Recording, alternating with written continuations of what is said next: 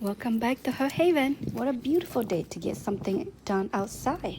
We have the canna lily and lavender gardens that last year our neighbor deer came out and ate all our canna lilies. So today this handyman is going to try to put up the solar electric fence to keep our neighbor deer out this year.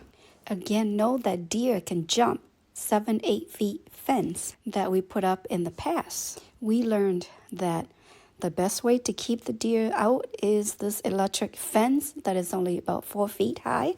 It worked for all our other gardens, so we're putting this one up today. This is the hook for the gate.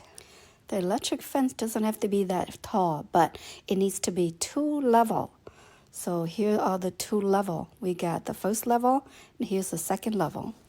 Deer are not afraid of heights, but they are afraid of the 2 level fences. They cannot judge the distance between the two, so they don't dare to jump. Nói ô lu là căng phải pha lượt thái mò lư nữa. Chị mò lư lên mò lư chay là căng phải pha sư hồ là căng xa xa nữa chị mò lư yên chín chay là ó. Vậy lại nó phô cho rồi rong ở xa xí hở lộ ô lu là căng nó có ta. Thanks to the handyman, we are all done. Look at this.